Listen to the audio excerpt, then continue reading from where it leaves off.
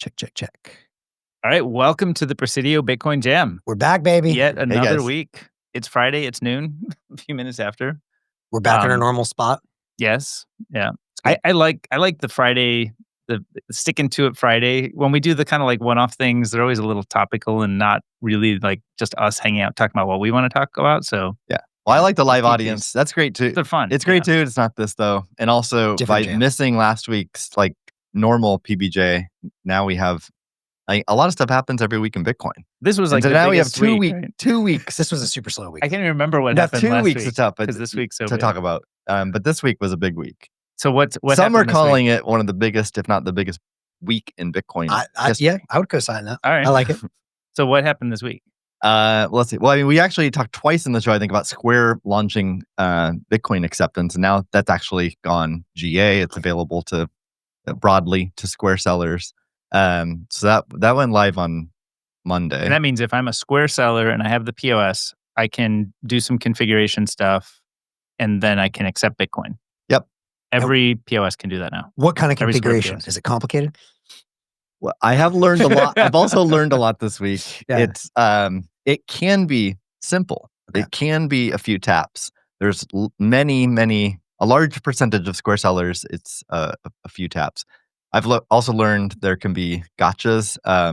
There's still a few or you have to upgrade your software. Right. And there's still a few versions that aren't supported yet, but I think that's going to be rolling out.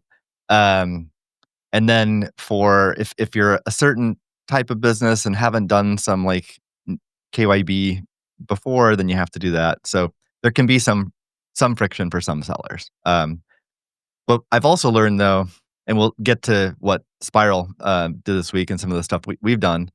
But through our efforts, we're trying to help not just Square, but any POS solution. We want to we want to help Bitcoin payments for it because there's still the lion's share of small businesses and merchants in the world don't use Square. In the US, Toast or Clover or other solutions, and then outside the US, Square is not supported yet.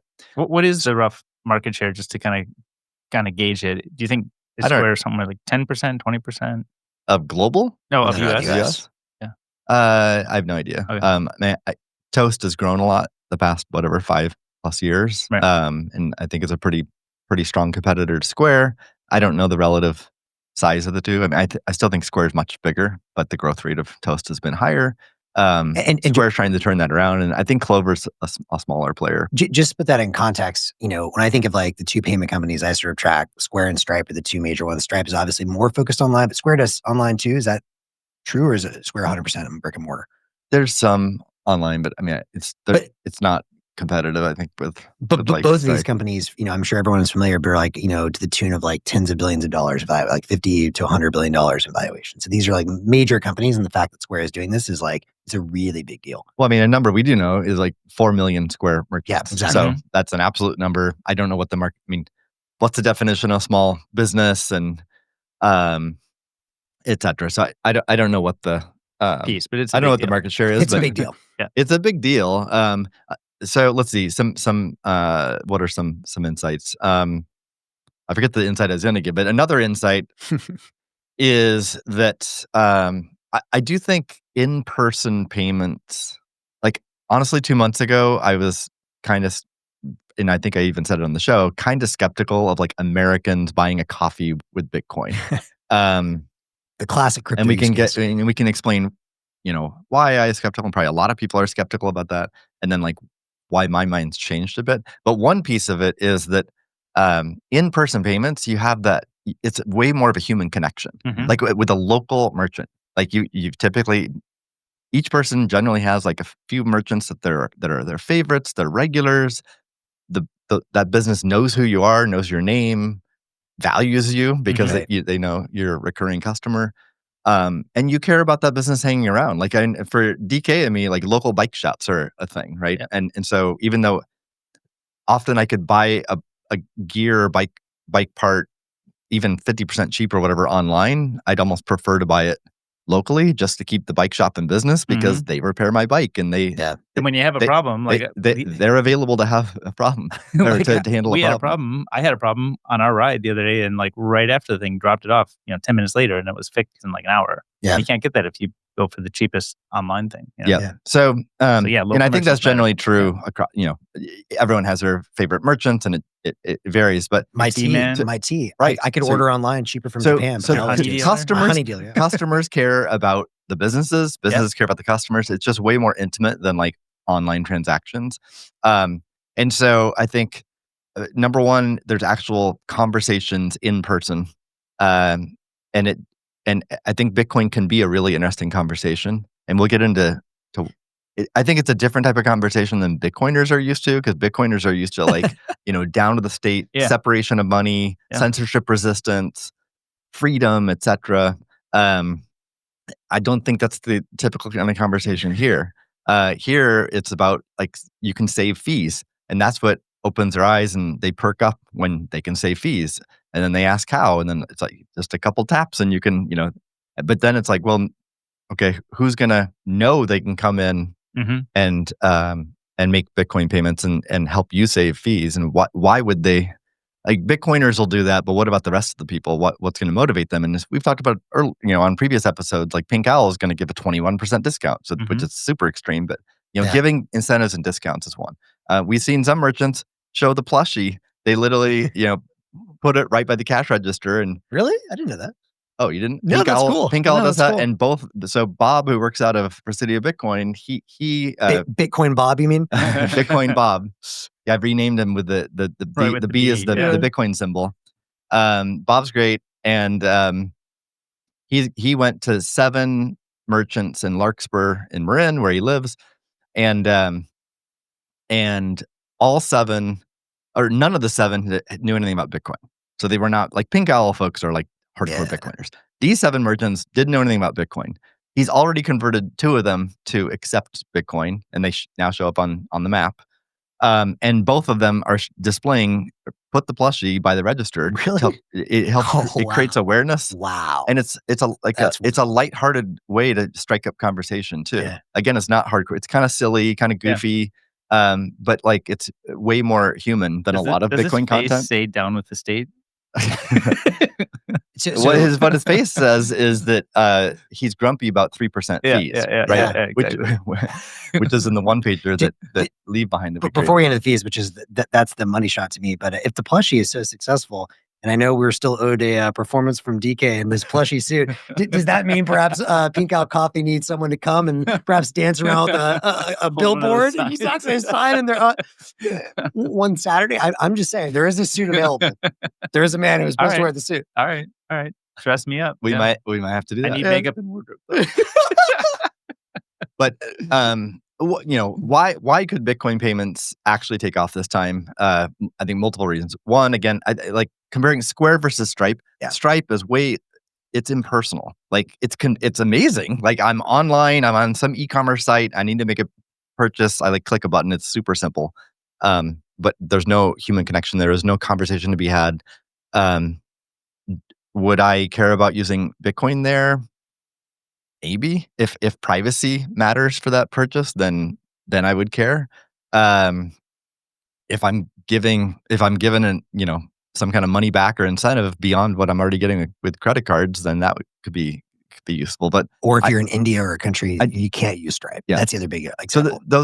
So definitely there's still reasons to do it for e-commerce, but I guess I'm just more bullish on the in-person stuff for the reasons we just mentioned. So that's one reason. I think leading with save fees is definitely, that's been my experience talking to merchants and everyone else's experience. And most of these local merchants, you might hear 3% and think that sounds small, right? But most of these local merchants are probably operating on something 9 or 10% margin. So it's double digit. It would be a double-digit percentage increase in their profit margin. That's a huge win. Potentially money doubling. to take home. Yes. Right. I mean, if you have 6% profit margin, then it's half of your hire profit another margin. employee. I think we should pause here because we have not made this explicit. I think this is a big point worth stopping and focusing on. So to be clear, this is my understanding. Any merchant that opts into Bitcoin payments today is paying exactly 0% fees right now.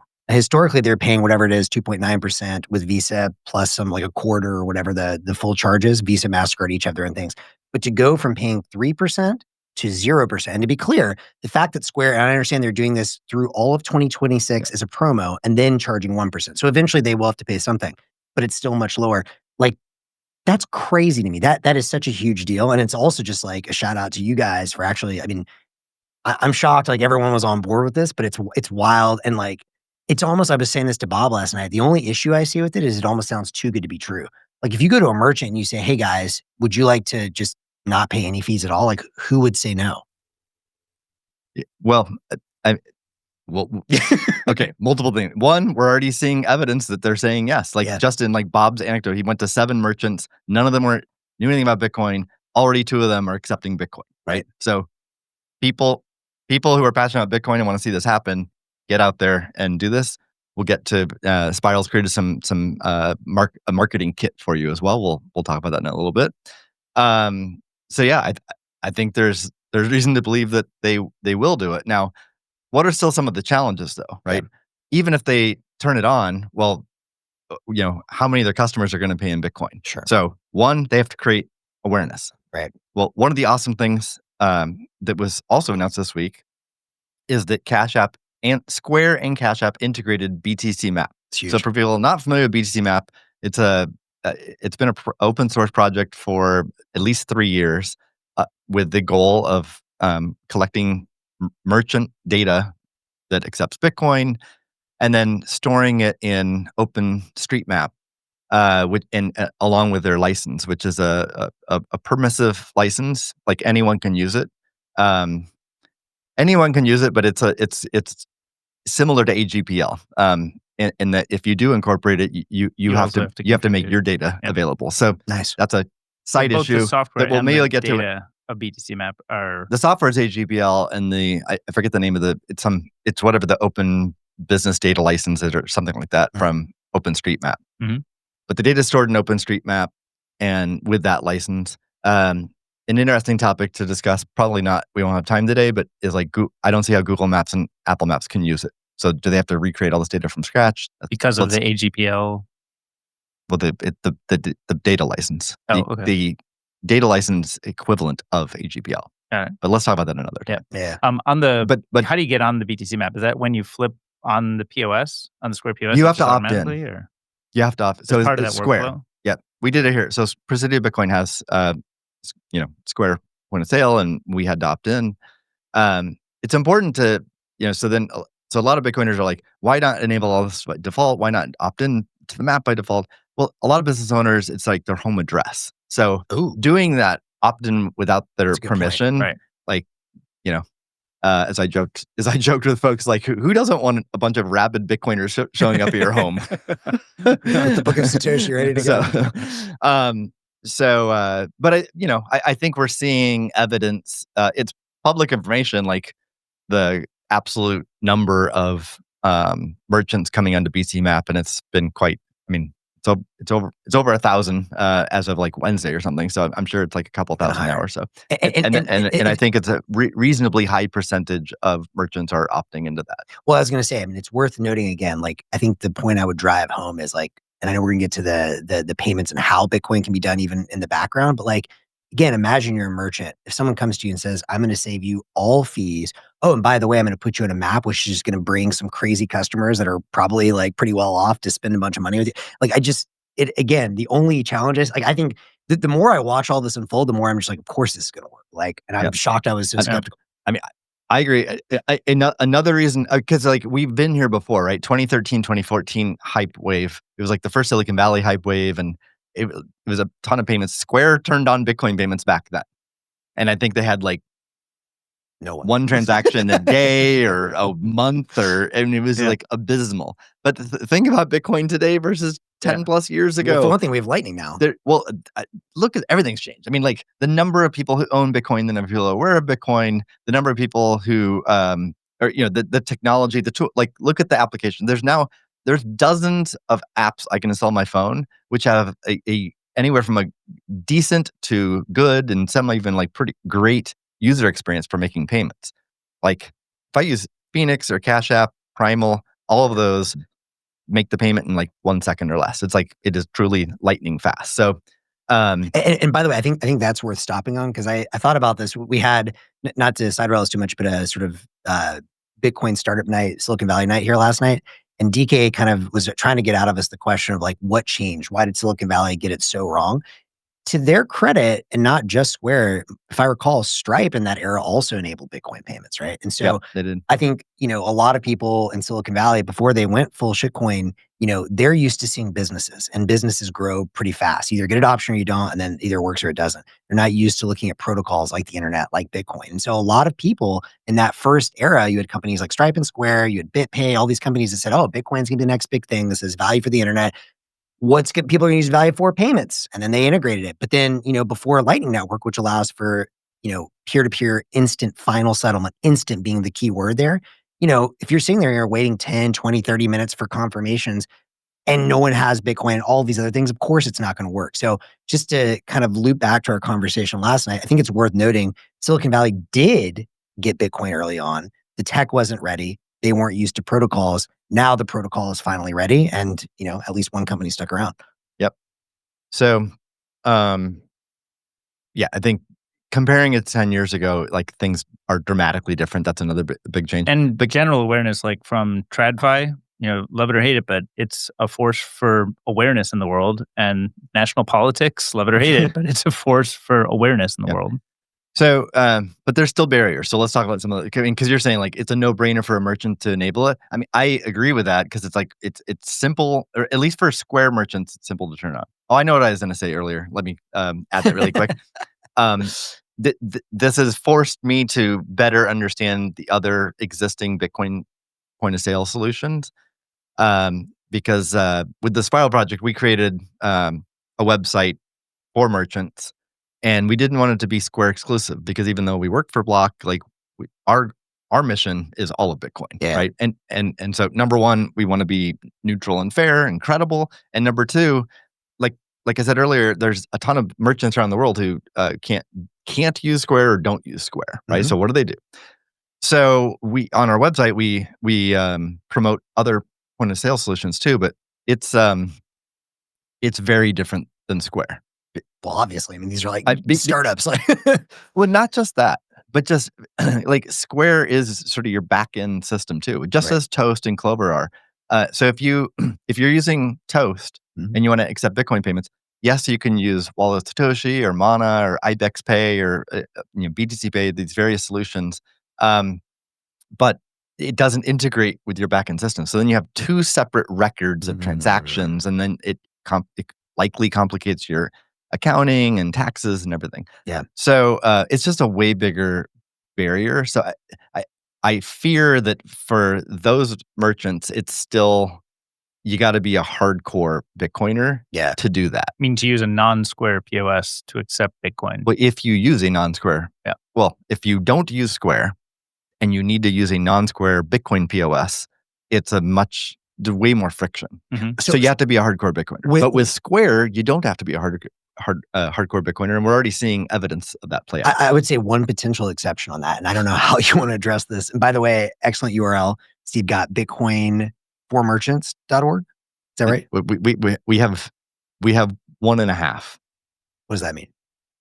We purchased Spiral purchased bitcoinmerchants.org. Okay, Bitcoin, a premium domain. Nice, but we thought it was a good value. Super good value. And then we learned that the broker we were working with didn't own it. Someone else owns it. And we learned that it can take weeks to actually get control of the domain. No instant final settlement. So we did not get it in time. We should have domains on Bitcoin. Well, we didn't get it in time for the launch. So we also acquired bitcoinmerchantcommunity.org, which is a great name. It's a mouthful. It's a long domain name, but that's what's live today. But bitcoinmerchants.org is coming. If we can work it out. I don't know. Yeah. It's like, it's kind of like sending a wire versus Bitcoin transaction, exactly. Right? Fair enough. Yeah. Like, we'll talk about that. I don't know if we'll get that, but if we get that, anyway, that's a whole nother issue. So I think there's almost 3 categories of merchants in my mind. I don't know how you want to handle this. So obviously, if you're Square, to me, it's like, I don't see any reason why you wouldn't do it. Okay, great. Then there's, if you have another back-end system and you like Bitcoin, but it's complicated, as people get more aware, increasingly more people will be interested in doing it for things like IBEX and, whatever, whoever's doing that, great. Then I think there's the third category of merchants, which is people that are just pure cash today. And then I think for them, maybe BTC Pay Server or something like that. Like I could see a world where, and this is not small numbers, like just Mexico where I used to live, 50% of the economy, pure cash. Yeah. And so I could see that other use case where if they get the tools, like as awareness grows, you're like, okay, yeah, I'll put in a little extra work up front if I can make Bitcoin work like cash. Yep, great point. Blink is another example of a point-of-sale solution. So that third category, I agree, it's huge. It's really important, and especially outside the U.S. And I think that's where solutions like Blink and others could be great solutions for that. So, and I with respect to like Square merchants, I agree. It truly is a no-brainer for them to turn it on. Yeah. It's very little time for them. It's only beneficial to them. Do they have to commit to holding the Bitcoin, or they can receive it as USD? No, they can receive it as USD. Okay. That's why literally there's no drawback. So they don't face any new tax situation. If they don't know about or care about Bitcoin or don't even believe in Bitcoin, they don't have to touch or hold Bitcoin at all. USD. They just receive USD. Right. It just expands their payment options for their customers and also creates a marketing moment for like new customers to come in. So I don't want to steal your thunder, but to me, all those announcements are great. And by the way, I just have to say, shout out to you, shout out to Jack, shout out to Miles. Like the Square team, I don't know what the hell is going on over there, but all of a sudden it feels like Elon is running this thing. There have been so many damn launches this week that I've been shocked. The one that got me though, it's like, okay, Bitcoin accepted, that's cool. BTC Map, that's cool. We're gonna talk about some other stuff from CashApp, no fee stack, and that's cool. The thing that got me was you can now, as a merchant, I say, hey, you want to pay with Bitcoin? Go into CashApp, okay? And choose, do I pay with my Bitcoin balance or my dollar balance? That to me was the single, I was shocked. And you don't even need a Bitcoin balance. Tell us about that. I will. Oh, sorry. But I want to, hold on. We're still on the, I want to talk there. It's very methodical. Friction. I want to let's talk about friction and then we'll get that, because that's a big deal, guys. We're coming. But the friction. So I agree. It's a no-brainer for Square merchants to turn on Bitcoin payments, but that still doesn't mean success. Yeah. Meaning we could still live in a world where, for a few weeks, there's some Bitcoiners that go to these stores and pay in Bitcoin and and then like by January, no one's doing it anymore. Kind of like 10 years ago, maybe like 10x the scale of the hype cycle, but it disappears. That absolutely could be the outcome. I don't think it's going to be the outcome. I'm optimistic, but that could be the outcome. So what are the barriers? Well, number one is customer awareness to even, so there's, let's split the customers in two segments. One is Bitcoiners. Bitcoiners are aware of this, I think, especially with like the amazing masterclass of communications and marketing this week. But normal people, the rest of the people aren't aware of it. So how do they become aware of it? Number two, there is friction for a normal person, even a normal person who owns Bitcoin, because they typically own an ETF or have some in Coinbase or CashApp, or they don't, and so they might have a spending wallet on their phone, but many don't. So that's friction. So how do you create awareness? And how do you motivate consumers to spend time to get a spending wallet on their phone? Even though the UX of those apps are, like I said earlier, are good now, but still you have to install it. You have to somehow get Bitcoin into it. So there's still all that friction. And then third, what's the motivation for them to spend Bitcoin? Especially a lot of Americans, they get 1-2% cash back with their credit card. Why go through all this hassle? And then why spend Bitcoin? I don't get any money back. And then the fourth reason is that because merchant adoption is so low, it's just super awkward. Like it's kind of like if you have like a Discover credit card, but even way worse. Like if you go into and it's like, do you accept Discover? And you're told no most of the time. Right. You just feel beaten down. It's a waste of time. It's awkward. You feel like an idiot. Like, oh, I should have Visa. I should just use Visa. How Discover even around? Visa always. Well, in America, like I had a Discover card, and why? How? In Iowa, everyone accepts it. What are you doing with this Discover thing? When I like when like a different era, but I used Discover in Iowa. Hey, just throwing this out there, quick random idea. Since Discover is so backwards and like small or whatever, but somehow has survived. Is that like an acquisition target for Square or somebody? Just like, hey, we're going to buy our own network, turn it like whatever, convert them all to Bitcoin. Throwing it out. Yeah, I don't know. So Anyway, I think those are the remaining. Oh, and then taxes as well. But honestly, I rank taxes lowest on that list. I think it's the psychology of like a very low percentage of The speed at which Steve ships the ideas you guys come up with on the show is epic. Yeah. We got some interesting Thanks, comments. Matthew. Yeah. Yeah, I mean, because we actually, the spiral stuff did stem from the show. Literally. Yeah. So, but one of the developers who is a former Spiral grantee, we were chatting about like what are the remaining barriers, and here's my ranked list. I still think number one is like lack of reason for consumers to spend Bitcoin. Why? Now we said in the show a few episodes ago, if Pink Owl offers 21% discount, that's going to get normal people installing wallets, getting Bitcoin on it to save 21%. That's steep. Eventually, even like a small kickback could be valuable. Which actually, another news item from this week is Visa MasterCard settlement. Apparently, there's been a 20-year legal battle, and there's a settlement. Are you guys not aware of this? I'm not aware of idea. that. Yeah. I think it has huge ramifications because today, any merchant that accepts Visa has to accept like any card. It's like in their Seriously? agreement. So that's why if you get these rewards cards that That's have like huge. amazing rewards, the merchant actually has to spend more on fees when consumers have used cards that have higher rewards. What do you mean any card? So they have to accept Discover? So Is this Discover like No, some Visa Visa. anti-monopoly thing? No, Visa issued. They have to accept any Oh. Visa card. So Got it. even like if you're a merchant, Mhm. even if I come in, let's say I have 2 Visa cards. One Oh. has a way better consumer reward for me. Yeah. But you have to pay more in fees. Yeah. You have to accept it. Yeah, if it has Visa on it, Visa says you have to accept you it. have to You can't accept it. discriminate and say, we'll accept some things with Visa, The but s- other things with The Visa. we won't accept. settlement, though, Yeah. Yeah, but who's enforcing that? I mean, can't the merchant just be like, nah? no, Visa will be like, bye-bye. Yeah. Okay, interesting. Visa's an enforcer, right? So, Which is something else we should talk about. But but with the settlement, that is going away. So I think this is massively disruptive. So merchants can all of a sudden say, no, we only accept the Visa cards that have lower fees. Oh, yeah. That's going to create tons of consumer confusion and frustration because Yep. all of a sudden, like I've there's like a whole segment of people who optimize their cards to get the most money back. oh yeah, If all of a Oh, sudden if it introduces this problem of like, oh, all of a sudden most of the merchants I go to don't accept this, and now it's kind of like a 50-50 chance, Yep. or it keeps declining, then it's Feels like more like I Discover. don't like it feels more like Discover. And so it just opens up. I think that is going to open up a huge opportunity. It just happened. I have no idea how it happens to coincide. Literally 20 announced years of announced this week, No but it happens to coincidences. coincide with no this. coincidences. So huge. But I think number one issue is like lack of reason for a consumer to spend. But if they get discounts and incentives, and again, if it's in person with your local favorite merchant, just the emotional, I like think I'm that's helping enough. my small Yeah, yeah. business that I love and care about. Those are reasons to spend in Bitcoin because it helps them out. Well, and by the way, I mean, so if you were at the plushie there, your friends, they ask you that. Like, I think that, yes, a little kickback is probably like the final thing you need. But also, like, I wouldn't underestimate, most people are like at least somewhat curious. Like, people have innate curiosity. And most people are going to be like, what is Bitcoin?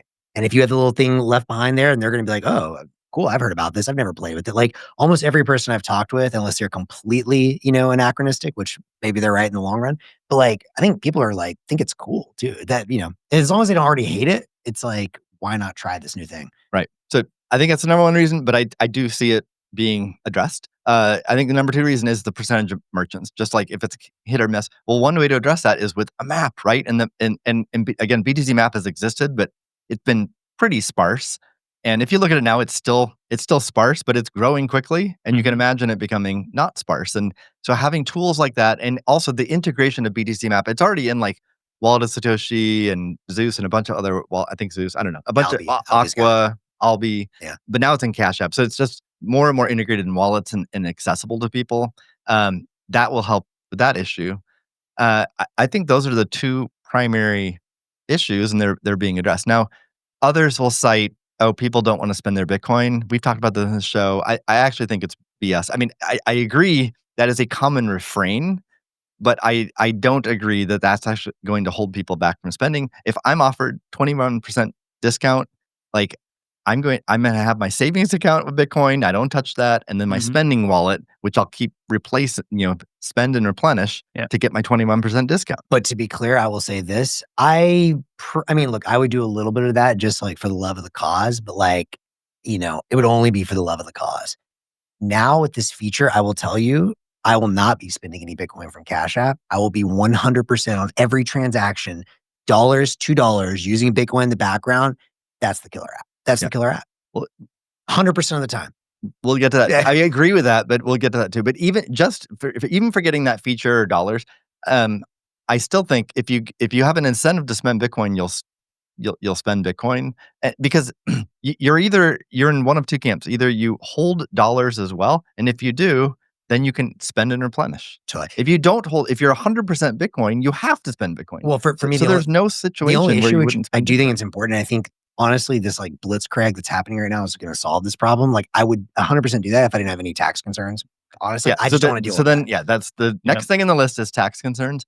And I think there you're going to have some segment of people who would just be civil disobedience. That they'll be like, "This is shout out to Darth Coin. This will be BS.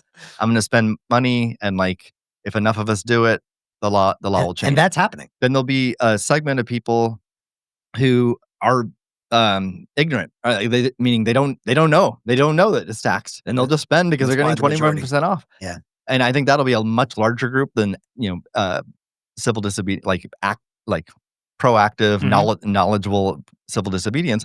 If the two groups combined are big enough, like the law will change. 100%. I mean, look at the Uber playbook. It became so popular in cities that even though cities resisted and whether or not laws were being broken or taxi broke, whatever, tokens or whatever, like it's ubiquitous now, right? Because there's so much value to consumers. So imagine a world where there's like tens of thousands, hundreds of thousands of small businesses in America who are benefiting from this. Yeah, that's strong voting power and political power. Down. They're not going to like shut that down, right? Awesome. So I think that will address that issue, but also well, I'll leak a little alpha on the show, but like, here we go. You heard it here first. Let's just say that the announcements from Block are not done yet, so stay tuned for Monday. That's all I'll say. But anyway, yeah. So I think there's plausible answers to breaking down all the barriers to spending, and then we can get this sustainable, and not just like a one-hit wonder and then it goes away. Like sustainable. Now you want to talk about the not only spending Bitcoin, but yes, an enormous announcement from Cash App this week is that you can, from your dollar balance in Cash App, which there's 60, 70, 80 million Cash App customers, some like huge number, even more. It's a real deal. That have Cash App or have dollar balances, they can now pay Lightning, like Bolt 11 Lightning invoices with their balance, whether it be Square or any Lightning balance. So, yes, I feel very Gen Z now. Well, I learned that was not Gen Z, but Gen Alpha. Yeah, Gen Alpha. DK has moved on from Gen Z. We're getting alpha from the alpha. So, obviously, it's huge because a ton of people don't have Bitcoin yet, don't have spending Bitcoin yet, or they have a psychology, even though I disagree with them, but they have a psychology. I don't want to spend Bitcoin. Whatever the case is, that's a huge segment of people who can now pay this Lightning invoice. And like, why do they care? Well, the merchant cares because they saved the fees, right? So the merchant cares. So you still get back to the problem. How does the consumer know to do that? Totally. And what's motivating them to do that? Well, all of a sudden, they don't have to be nearly as motivated because they don't have to install a Bitcoin wallet. They don't have to acquire and hold Bitcoin. Right. I guess another friction is like some people are worried about the volatility, right? I mean, check the Bitcoin price. It's gone down recently, right? Anyone in Bitcoin is accustomed to that, and it's like, whatever. Yeah. But if you're newer to Bitcoin or you're not yet into Bitcoin, that can be 95% yet. That can be scary. So for all the people who hold it, the friction to doing this is much lower. The only friction is you have to be aware. Yeah. And you have to, when you go to a merchant, you have to say, I want to pay in Bitcoin, even though you don't have Bitcoin. Meaning like you have to, because the merchant has to like use the UI to switch it to a Bitcoin QR code. So okay, so that actually is still friction, and I know the team is thinking like in discussions about how to make it so that the default screen shown consumer can handle anything and everything. Yes. If we can, I mean, and it's challenging, but if that can be pulled off, that would be killer. I love it. Because otherwise, it does create a little bit of an awkward situation, especially for people who don't hold Bitcoin. If you hold Bitcoin and you're into Bitcoin, then you're almost enthusiastic to be like, oh, I want to spend in Bitcoin. Can I spend in Bitcoin? Or, here's how you do it, Mr. Merchant. Here's the UI. Whereas if you just hold dollars, it's weird and awkward to say that. Yeah. Okay. So a bunch of thoughts there. And I know you guys are already sort of ahead of the curve, but to me, a couple of things here. So number one, let's say there's 70 million Cash App users and 4 million merchants that use Square. So Square is in a very beautiful position compared to anyone else in the world because they own both sides of the transaction. That's a really, really big deal. And so I think one of the first things that's going to happen here, and I think this would actually be dope for Cash App to do, Miles, if you're listening, I'm sure y'all thought of something similar. But like imagine for a minute, because you guys remember even a couple of years ago, there was a Cash App Pay, even pre-Bitcoin. And with Cash App Pay, it's like I'm paying with Bitcoin, I'm paying and on an internal ledger between Square and Cash App. Great. So they already save fees for the company. That made a lot of sense. Miles tweeted they deprecated all of the old internal ledger and now it's all Lightning, which is awesome. So they're clearly moving that way. That's a big deal. But I would always look, I always try and support the Square ecosystem as much as I can because I know what's coming. So I pay for things like Tidal. Shout out to Max. I know we're going to get Bitcoin payments there. I used to use Cash App Pay because I know we're going to get Bitcoin and we already got that there. But imagine for a minute the merchants even if they don't want to explain Bitcoin, the merchant is so incentivized to save money now, all they have to do is say, hey, listen, you download Cash App right now. I think they already get a $5 referral. Maybe you could sweeten the deal, doubling that by saying with your first Bitcoin transaction, you could get whatever, double that right now on the spot. I'm going to give you $10. Just download Cash App. You've heard the rappers talk about it. Kendrick's, I'm sure, mentioned or something. It's cool. Hey, you save, you help me out. Dude, the Cash App could just explode. Think about that for a second. Every single person, and eventually I know the next thing to figure out is once you have one QR code, and then even beyond that, the real killer app is once you can do it with NFC or some way to pay, just tap your phone like Apple Pay there. Once you do that and you make Bitcoin the default, my big question is the old payment networks just got disrupted. So I will say, so the Square team is working on NSC support as well. Yeah. I feel comfortable sharing that. Miles has been very comfortable sharing the roadmap, so I'll feel comcomfortable too. But yeah, Miles is being real right now. He's showing everything. But doesn't iOS protects their monopoly there or no? Yeah. So we worked with a lot of different, Spiral teams worked with a lot of different wallets on NSC support. It's a bit complicated. But I'll try to explain it simply. If any device can be a sender and do an NSC payment, but only an Android device can receive, unless you sign a partnership with Apple, and then an iOS device can receive. So that's the situation. It's a permissioned API from Apple. Hopefully that changes. Are there examples of the kinds situation. of things that they do enable that for? I don't know, but I would think so it's maybe difficult if you're a small startup in, El Salvador, or you're an open source project. But if you're Block, I would hope and think that Block could sign a partnership with Apple. So hopefully that's explored. And then not only would Android devices Square has both Android and iOS devices, right? So, what Square could do already is support receiving on all the Android-based Square devices. And then any consumer using a wallet that supports NFC, and there's already several that do, Phoenix supports NFC, Zeus does, Wallet of Satoshi I think does. It's quite easy to enable. Then NFC could be used. Wait, so are the Square terminals, are those Android-based or no? Some are. The new handheld one is Android. Which, by the way, that I hadn't played with that until last night. It's nice. It's basically a phone. It's dope. Block basically created a phone. Yeah. But some are iOS, some are Android. And then of course on regular phones, Square is supported as well. Yeah. Both on iPhone and to be clear, you could also do this with a card, no? Because everyone's got I even had this from back in the day, the Cash App card. You can just have that be a tap NFC too. Yeah. So I think that'll come. That'll improve the user experience. And hopefully iOS-based Square devices will get supported as well. So that's one thing. I forget what else you were talking about. There's some other, yeah. Anyway, I think that'll really improve the user experience. As well. This is a big deal. You guys just opened up. I know. I wanted to talk the other dollars and Lightning. Yeah. So huge thing for Cash App. So basically, anyone using a Bitcoin wallet that supports Lightning address can now pay a cash tag, and then vice versa. Really? Yeah. And there's a commitment. I've been trying to persuade Miles for years to support BIP 353, which we don't have to get in the weeds what that is, but he now committed to that publicly. So that will come. So What is that? I imagine BIP 353? a better version of Lightning address. Okay. I've told you guys this for years, and Is this Bolt 12 again?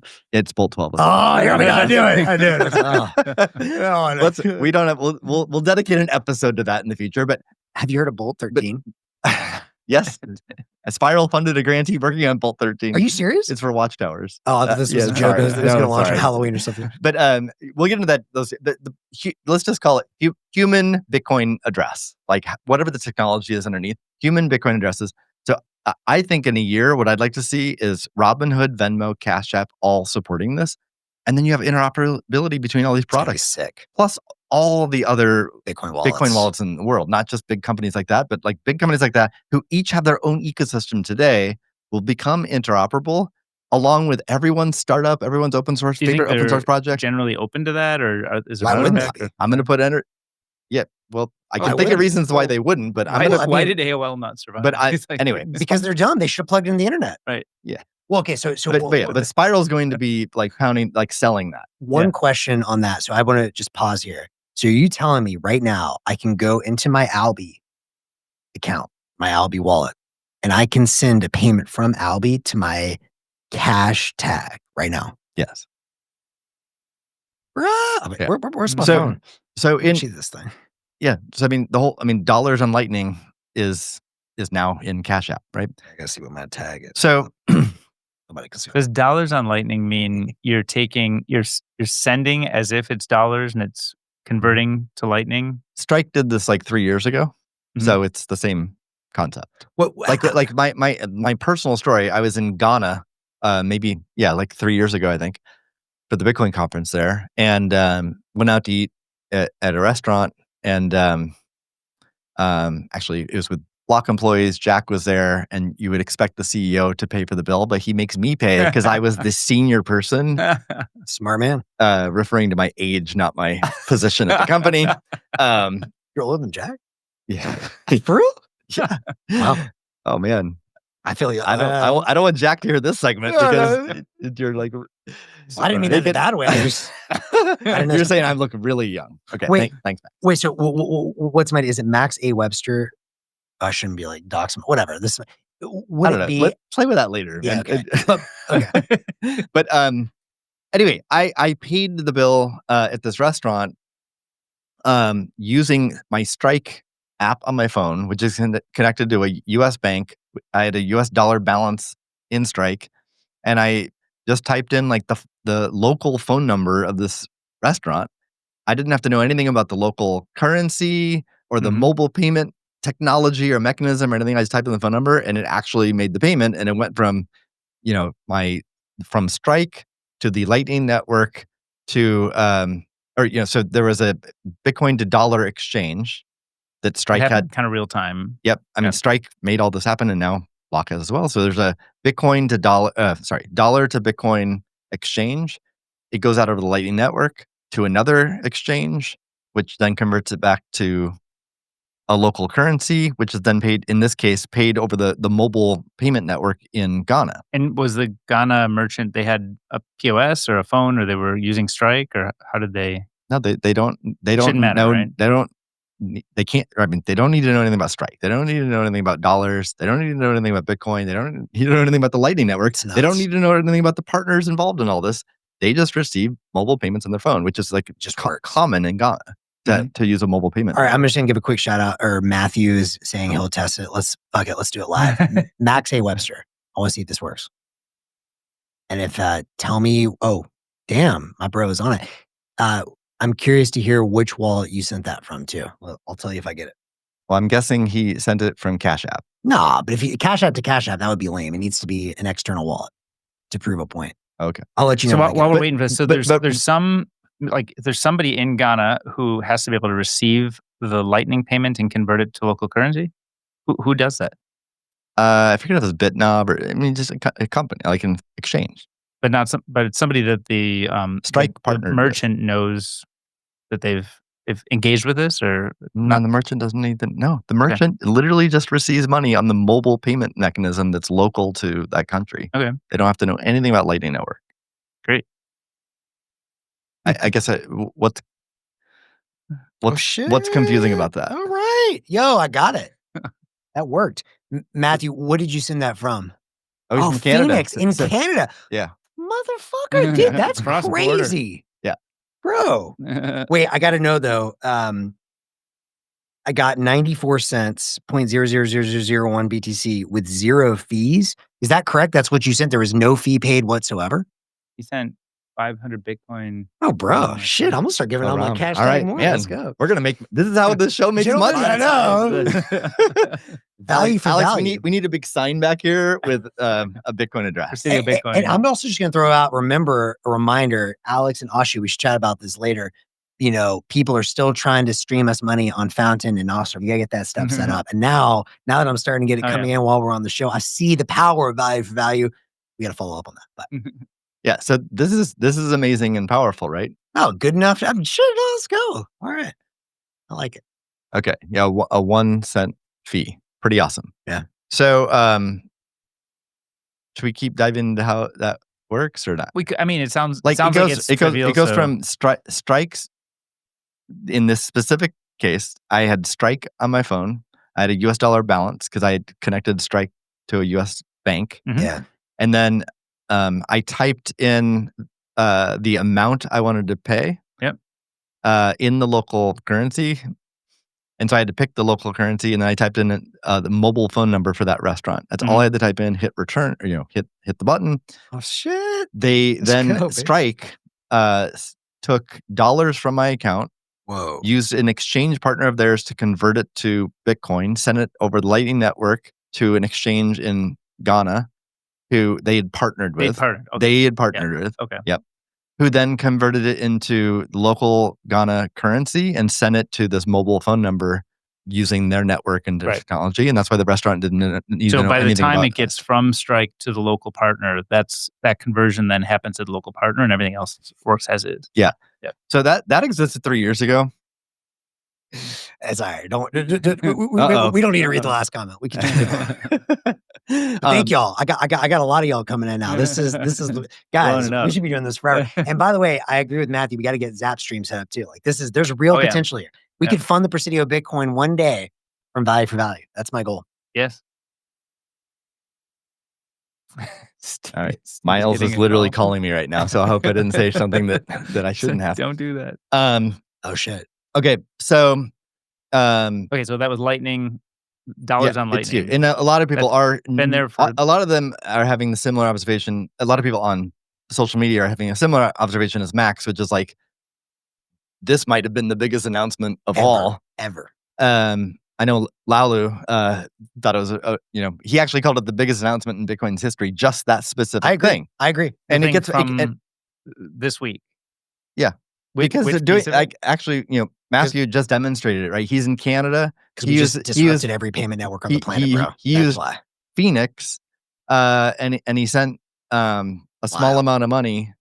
And not just Matthew, bro. I've been getting and actually, so Matthew, that's Vinny, everybody. That's Bitcoin, but you can also do dollars as well. Right? Instant final settlement, not credit based. I mean, not with Phoenix, but like CashApp can send dollars to so you can have a dollar balance, send it to someone else with a Bitcoin wallet, and they receive Bitcoin. Right? I mean, my big question is, I wouldn't want to be, not to go too deep in all this, but like, let's use Western Union. Like, what the hell are the Western Unions of the world going to do? Are they going to embrace this or fight it or whatever? I mean, that to me that's the real story. We're going to see play What out. did Eastman Kodak do when Instagram came about? It just died. You can't necessarily always embrace it. You kind of sometimes have to play a new game. Also announced by CashApp is stablecoin support. Yeah. Now, what's going on with all of this? So I don't think it's available. I think they said it'll be available maybe in January or like coming soon On Solana. Yeah. Well, so we can talk. What time? Okay, we'll talk a little bit. There's still so much more to talk about, like Bitcoin, but we'll touch on this. let's see. Well, on Solana, like, okay. It's got adoption. I get it. Yeah, I mean, which people use it. Which one would you pick, right? I mean, Well, I'll it'd be criticize dope. any answer you have. No, I get it. You know, like, right? I'm not saying it's the wrong move. It's probably the right move. Ethereum or Base or Tron or Solana or Taproot Assets or Spark. I mean, there's all these options. Why not Spark? There's no that it's some. We didn't even get it right when we announced it on the show. Like it's using some dollar token that we weren't unaware of. I think this should be a challenge. I thought it was like the 3rd or 4th ranked one, but it's one that like no one's even ever heard of. I hear you, and I get you're the user. The user is on Solana. It's just for dollars. I'm not criticizing, but I do think that should be a challenge. If Lalu is listening or the homies at Spark, like let's get that off Solana.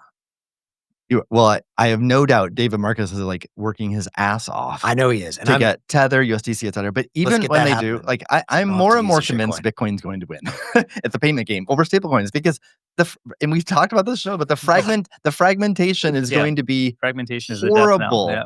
And with Bitcoin, you get this amazing internet of money, ubiquitous solution all day. So I talked to a friend who was an exec at Visa and now spends a lot of time on stablecoins. And I happened to be on the phone with him yesterday, and he's just like, "Oh, he's like, yeah, the details of like Sol or Base or whatever. It's like that doesn't matter. That's going away. Bridge and all these other like that's going to be solved. Like so don't waste any time on it." So I think there's a little bit of criticism over like choosing Solana. I think that's ridiculous. Like I don't think it's criticism. I think that's a challenge to us as Bitcoiners if we want the internet value. Like I don't view Solana as the long-term answer because it's an intranet. But there's even there's a large segment of Bitcoiners who don't want stablecoins on Bitcoin. Totally, and there's valid reasons for that too. I don't have a strong position on it, but I can definitely argue either side. I get it, and I think in the short term it makes sense to like because it's a regulated institution to be able to market make between those. But like one day I would like to see like there's instant swaps between dollar value. And maybe that's like, by the way, I was very impressed with Tony's presentation last night, thinking about doing sort of like stable coins. I almost call what he was doing was like using Lightning channels to create synthetic dollars, like a contracts for difference platform. I think that was really cool. And there's a lot of things we could experiment with here. But I think anything that is an intranet, one day you have to rely on a company to be there to market make on that. I would love to see that move into the internet. But it may help to start with these like proprietary networks as long as they don't get to be dominant. As long as there's a path where they're not going to be able to ultimately dominate the system, then great. Like we needed AOL, or we didn't need, but like a lot of first experiences were CompuServe, Prodigy, AOL before you had AOL. Yeah, I agree. The internet access very accessible to a lot of people. So I think the interesting question is more like, well, CashApp just announced dollars and Lightning and also going to support stablecoins. Like, do those conflict or what? Why do both? Yeah, why? So I think it's a good question. So let's talk about it. Yeah. To me, so the dollars and Lightning, that means you can pay any other wallet that supports Bolt 11 invoices, in the future Bolt 12, but like, Lightning payment protocol. And so, that's a bunch of wallets. WinBolt 69. So the question is, how many wallets are out there that support USDC and Solana that don't support Lightning? That the size of that. Sorry. The size of that market is why CashApp should support USDC and Solana. And I don't know I don't know what the Venn diagram. I mean, there's a set of wallets that support USDC and Solana. Yeah, it's totally fine. What's totally fine? Fine to support all the above, like wherever the money is. But I mean, it's an interesting discussion. So, imagine a circle of here's the size of all the users that support their wallet supports USDC on Solana. There's another circle, Lightning. There's other circles for the dozens, if not hundreds, of other combinations of stablecoins. So, CashApp will support two of these circles. They overlap to some extent. And I don't know how much they overlap and like a lot. Then like why support USDC on Solana if they overlap a lot? Because it already supports it's a Lightning. Good point. Yeah. So, okay, fair. So I don't know the answer. But like I suspect there's, if you look at like Phantom and Trust Wallet and stuff like that, there's probably a bunch that do support USDC and Solana that do not support Lightning yet. So CashApp can now pay those wallets and receive from those wallets. But there's all these other circles with other stablecoin pairs that CashApp won't be interoperable with, and it's just kind of a disaster trying to support all of them. I mean, to your friend's point, I mean that's why Bridge and others exist to try to like abstract that. It's really hard to do for self-custody wallets. Easier for custodial though. So we'll see how that plays out. But to the degree that Lightning payment protocol is broadly adopted, honestly, the stablecoin stuff can literally just go away. You can just use regular dollars on TradFi, use Lightning Network to transport it. I mean, I think the big thing is international too, right? Which Block is obviously still in the US for now, but eventually, if Block wants to move internationally, we've talked about some of the potential Bitcoin opens up for that. Maybe that's the reason. So I'm going to talk a little bit about my own team and what Spiral did this week. I think what we did was, small mighty team. Shout out to Haley, Ken, and Matt. And in some ways, what we did is small, but I think the ROI can be huge. So let me explain why I think it can have a huge ROI. So I already talked about a couple of components of it, but we felt it's very important that, number one, an asset that Bitcoin has that stable coins and corporations don't have is the Bitcoin army, a rabid group of people who want to will Bitcoin in the world, including willing Bitcoin payments into the world. And we're already seeing that at Presidio Bitcoin. Numerous members here are out, convincing local merchants to accept Bitcoin, spending Bitcoin. Mm-hmm. So, and we're seeing that worldwide. Look at BTC Map, it being populated just this week, right? So we have the Bitcoin army. Imagine like the Stripe Tempo army. There's not going to be a Stripe Tempo army unless Stripe pays people to do it, right? Yeah. So here you can have Bitcoin as a volunteer army. I also think it's just worth pausing here. And like, this is something I wish I had said at the Silicon Valley, whatever, Startup Unite last night. Like, for all of you guys who have joined, the ranks of the Stripe Tempo army or the whatever blockchain is hot army, like, I know there's some short-term cash, but let me just tell you, you don't know how good it feels to be part of the mission. You know what I'm saying? Like, doesn't it feel just sweet? Like, just the juice you get from seeing someone join the revolution, be part of the squad. Like, no amount of money will ever satisfy that primal desire. It's not too late to join us. Yeah. Well, I mean, anyone in Bitcoin who's gone to a Bitcoin event feels that energy around the people that are at the event. Here at Presidio Bitcoin, we felt it for a year now. Yeah. Like, our community here continues to grow. We have like more than 24 members now that come in regularly. We have tons of visitors that flow through here. And we're all supportive of each other, even though everyone works for a different organization and has their own solar entrepreneur vested interest and everything. But like the common bond is converted from shitcoins too. Mm-hmm. It's like you can go the Stripe shitcoin path, which is the path of nihilism, or you can have meaning. Just trust me. Come try the meaning. So we have the Bitcoin army. One thing that anyone who's tried to convert a merchant, as I think we already mentioned, but like if you go into merchant and say, like, enable Bitcoin payments on Square, number one, they're often quite busy, right? They don't have time to talk to you, even if it's something simple like that. Two, you're often talking to someone who's not the owner or the decision maker, or even has the access to the Square UI to turn on Bitcoin payments. So you're often left in a situation where then you just have to you leave and you didn't really make any meaningful progress towards your goal of having them turn on Bitcoin payments. So we felt it was really important, we Spiral, that there is a high quality leave behind, like a sheet of paper with a clear, simple message that you can leave behind and say, hey, when you have time, please take a look at this, or can you please give this to the owner and have them look at it. So we created that. The message is simple. It focuses on the fees. We already talked about that, but it doesn't. Bitcoiners might not instinctively realize this, but don't talk about censorship resistance or any of the 7 qualities of money and the history of money, and merchants don't care about that. But have you heard about the creature from Jekyll Island? They'll eventually go on the Bitcoin. What happened in 1971? Yeah, what was that in 1971? Oh, right. They'll eventually go Andrew on that Jackson journey. was right.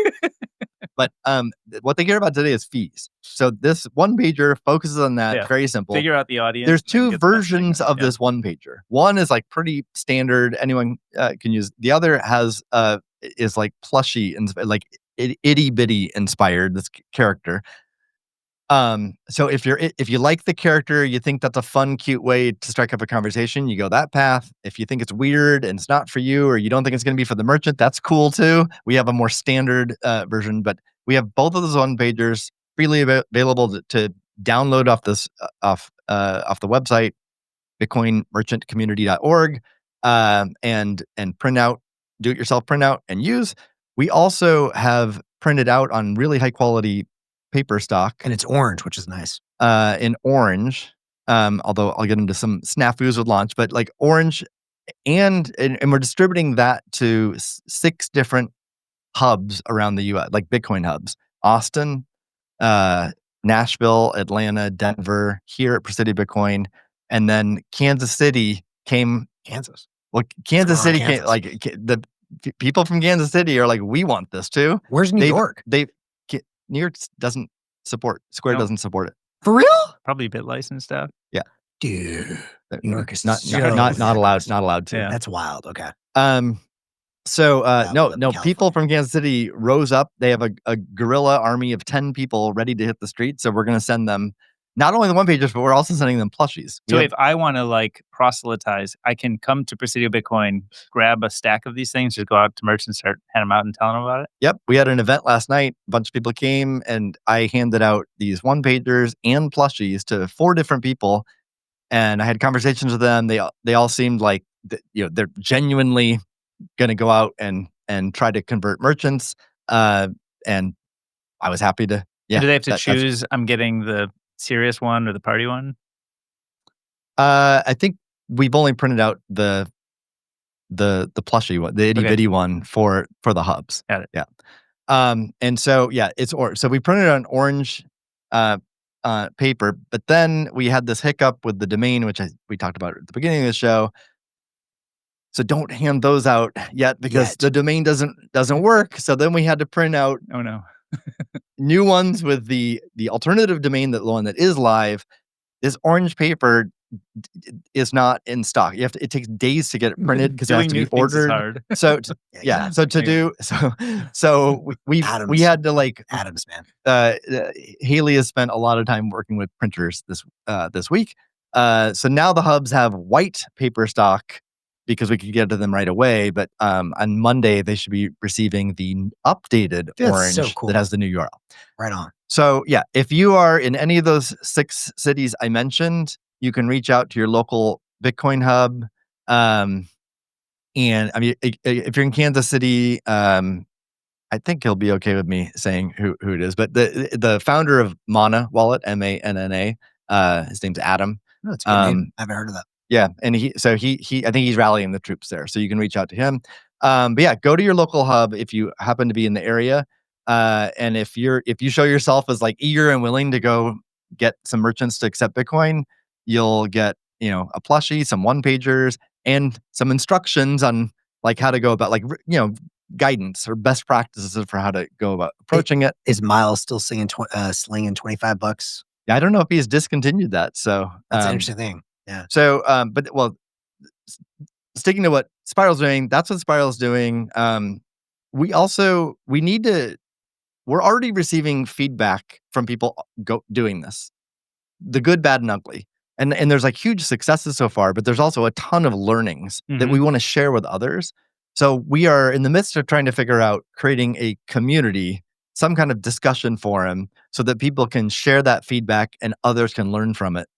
And so we're trying to figure out what's like which tool to use, and is there like is this a centrally controlled, like does Spiral create this and then there's different channels for different regions, or is it more distributed? I think you recommended Stacker News maybe. Yeah, we should definitely or Discord. Yeah, definitely Stacker News over Discord. I mean, support the homies. We'll see. Maybe, I don't know. Or an Oster solution. Yeah, but that's got to be built. So we need to figure that. I think that's important because people want to give feedback and people want to learn from that. We also created a Facebook group, somewhat to my chagrin, because I haven't used Facebook for a decade. But it's actually super smart because where are small businesses globally? It's Facebook and WhatsApp. They're on Facebook, right? So it's and WhatsApp. Like, I know Darth Coin and Stacker News thought we're total idiots. He thought our one pager was horrible copy. He thought the Facebook group was stupid. I don't think he knows what he's talking about. Well, Darth Coin is not there for comic relief. He's not living in the real world. Yeah, well, I mean, he's living in his real world, which I give him respect for, but yeah. But the Facebook group, I mean, there's already like almost 100 merchants. But the Facebook group, the intention is merchant. It's a merchant community, so it's not like the Bitcoin army. Right. It's intended for merchants, and so we seeded it with like Pink Owl and Compass Coffee and a bunch of other merchants who already know. They've already been through this, already using Bitcoin. They know it, and they can help answer questions. And then new merchants can go there and ask, newbie questions and basic questions. And we also, Joe Wood is a CPA and a Bitcoiner out of Nashville. He's actually the CPA for Presidio Bitcoin, and the Bitcoin Design Kit Foundation. That's how I know him, because he basically is a hardcore Bitcoiner. He wants to help out other Bitcoin efforts, and he's a CPA. And he started a practice, and I think he has like a firm now, basically. I mean, he has like many people. I think he's had 10 people. I don't know. Like he has. So he's engaged in this Facebook group because merchants are going to have tax questions too. So that's awesome to have him there as a resource, and hopefully other CPAs who are Bitcoin knowledgeable and savvy join and can help out as well. So just another plug for why we should do the. So yes, Facebook for the normie merchants makes total sense to me. Stacker News or something like that, but I don't see anything like it. So frankly, Stacker News for instead of Discord, like it's so easy. Like imagine that's where the Bitcoiners are. And you can just like in real time, let's say Miles wants to do another, or we want to do, or whoever wants to come out and do their own bounty. Maybe there's a whale who says, I'm going to put up $1 million in cash. And I'm just going to like start slinging it. They can just zap people directly on there. So if I come, all I have to do is post a photo or video of me doing it. Boom, zap, 25,000 sats. Could be Nostr too, though. There's could be, but like that. I mean, if someone builds it, we've been asking for someone to build this for 3 years. Just use Nostr. Yeah, that's true. Yeah. Okay. And Nostr or Stacker meaning like, we can socialize like a hashtag or something. Yeah. Something that ties it together. Yeah. Either way is fine with me, but like I think something where it's tied to Bitcoin, because then you can see the interplay of media and money. Yeah. I agree with that. And because that audience is the Bitcoin army, it can be something like Stacker News or Nostr. Yeah. Yeah, I agree. So another way to frame what Spiral did, we created 2 marketing kits. There's a marketing kit for the Bitcoin army, which is the one pager and the plushie, leave behind, and just some guidance on how to go about it. And we'll keep this is an open source project. Like this, I don't want this to be like Spiral exclusive or Spiral only. Like we want other contributors to help out. And with this, the Bitcoin army, whatever form we choose, we're going to learn from that as well. I've already learned a ton from D++ and Bob, who have been going out doing this, as well as my own firsthand examples. And if people are not, we're going to keep learning, and we'll keep iterating on that. If people are not near one of the hubs where the material can be distributed, is there any way to get involved? Or you just like wait for now? No. This is global availability. You print it yourself. You have to do it yourself. Just print it out. So okay, and so like I think if you have the resources to print it out on higher quality paper and a better stock of paper, I think that's what we chose to do for the hubs. But that's what you do if you're not near one of the hubs. Okay, so a couple questions. One question is, I only for the first time ever last night really got to see how a Square terminal works from the back end. Is there a stupid simple video like 30 seconds where I say, "Oh yeah, I'm about to," so I'll give you my example. I want to convert my tea ladies. Yep. I'm going to do that. Yep. Now I want to go. I've never seen Square from the back end. Is there a video where I can just go and watch like different examples? Because there's different operating systems. Whatever. It's just like, I'm going to walk you like I'm a 5-year-old through what do I need to click? I know Square's produced at least one video that does a pretty good job, but does skip some details. Like I would say that's number one. Like the KYB stuff, I don't think is in that video. I think maybe they're creating a new one. I don't know. But then there's also different Square. I learned there's like 5 different apps in the App Store from Square. And apparently there's some meta Square app that combines them all, but there's still all the, there's an appointments one and this and that. There's so many options. It doesn't even need to come from Square. Like I would love, Bob, if you're listening to this right now, if you could just take a video while you're converting your merchants and just show like, hey guys, we're doing this live in real time. Maybe somebody can do this on Zapstream and do the, this app on, but like, this is the exact button. If you get this error, click this. Just like assume I'm 5. Maybe. I mean, like when they're typing in beneficiary data, you might not want that public and stuff. So, but I agree with the general theme, and then you have to address them. Like maybe somebody should make the video how to save 3% on your payment. Yeah, as a Square merchant. I love that. Yeah. One other thing I want to throw out, because I think this is a really important and good idea, and I know that many startups that I have funded are doing, let's say, Bitcoin banking and services in emerging markets, so places like Mexico, El Salvador, Brazil, Philippines, et cetera, Vietnam. one thing that I would love to see someone do, eventually Square is going to do this themselves, I'm sure, but like that takes time, is to Steve's point, and you could even do this in the US, right? Like, you guys are startups, and that means you have limited resources compared to a massive public company. But Square already has, I believe you've said, a version of their software, which is currently available for all the back end stuff, the accounting and like whatever the bookkeeping you have, but you can't accept payments. If I were building right now a startup and I wanted to do this in an emerging market, I would be figuring out how can I take whatever Square has built and figure out how to plug that into an easy to use Bitcoin acceptance. And eventually Square will do this themselves. But like in the meantime, how do I make all of the accounting that I need for the Bitcoin Pay, whatever it's BTC Pay server, whatever product I'm using, just like seamlessly integrate or as seamlessly as possible with Square? That's what I would do. And I would love to see some of you guys do that. For the Clovers and Toasts of the Yeah, world. right? why Square? Or why integrate with Square? Because I'm assuming Square, probably has the best UI UX. So I'm just thinking, here's the example I'm thinking. I'm a merchant in Mexico. I could use like the kind of like jank, normal, whenever they use clip, but it's kind of hood Square. But imagine if I'm a startup, like for example, maybe like Unpacking or some of these guys are listening to this and they could say, hey, I know they were already thinking about doing like a point of sale solution, or IBEX, they have a point of sale solution. Instead of trying to rebuild the wheel and compete with Square on like probably software that's frankly just much better than what I can do as a startup, I would say, how can I take all of the accounting and backend stuff from Square's free version and try and plug that as easily as possible? And on Square's end, it'd be awesome if that was open source. I don't know if they would do that, but Square's backend system stuff isn't available to the guy in Mexico. I thought you said there was a version of Square. Well, there's Register World. Yeah. So what's it called? I think called Register World. Okay. It was launched like, I had worked at the company for like 4 years and had never heard of it, but it launched like 10 years ago or something. I think people in Mexico do use it, but it it doesn't have any of the regulated type TradFi stuff. Great. But yeah, I think it does have some or all of the back end stuff. So that's my point, is like, I've never even heard of Register World. Square team, maybe it's a chance to like pump this idea out there, because all the other Bitcoin merchants in their own local communities can start plugging those together. And if you open source it, all the better. Yeah. I think it's definitely been discussed and thought of. Like, there's definitely interest from Square to go international. Totally. One approach is to take Register World and like a sidecar approach where any Bitcoin wallet can be used. Bring your own Bitcoin wallet. Exactly. Right? It avoids all regulatory issues, at least for Block, and it gives merchants choice. It also means merchants have to choose and go to the effort. But I think that's a very reasonable approach. Totally. But my point is, don't wait for Square. Like Square does it, amazing. But like if I'm a startup, but that's what I don't know what kind of APIs are available. You're saying integrate. I don't know if that's available. If it's available, then I totally agree. Startups should go do that. If the APIs aren't there, then how are you going to do it? So 2 thoughts. One, my request would be, it'd be awesome if Square is able to just to open source and or like have their APIs be as open as possible for that. If for whatever reason they can't do that, then if I'm a startup, you can still hack things together on the back end, right? So you could like scrape the CSV file, merge them together. I don't know exactly how that would work, but if I'm a startup, that's kind of my niche in that I would do. Yeah, I think that should be explored for sure. I agree. Request for psychopaths. But just wrapping up the Spiral stuff. So there's a marketing kit for the Bitcoin Army. There also will be a marketing kit for merchants as well. We can address comments in a minute. Okay.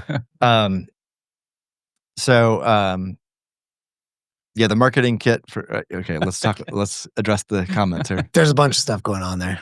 Well, Matthew, I'm with you. You said people own printers. That was kind of like I'm like, dude, I actually thought about buying a printer yesterday. No, I wanted one because now, there's all these different things you want. God, I hate my. No, there's no printer that's good. No. I want a printer. I actually, I'm going to take the contrarian opinion on this. Like, okay. I would love to be able to. Printers are the future. Yeah, to print. Printers are the future, just like LinkedIn is the future. Like, in the same way, I want to be able to print my own stuff to share or modify. Like, so for part of my experiments of phoneless living, which is not going as well as I would like, one thing I'm thinking of is like, I would love to go back, imagine the year is 2000 again. And like, you remember when you used to like print a map from Yahoo Maps? Yeah. I want to do that. MapQuest. That's what I used. Yeah. All right. So the second thing Spiral's doing is the merchant marketing kit. That's not available yet, but we're going to produce that. And that's, I think there's less urgency there because like most of the merchants, step one is to get merchants to turn it on. Most merchants are not Pink Owl yet, right? But they'll eventually become like Pink Owl, where they're savvy about Bitcoin. They realize they need to promote it and want to promote it, and they'll want like a playbook, right? So we're gonna the merchant marketing kit will be a playbook for like what you can do to be successful with with reducing fees, right?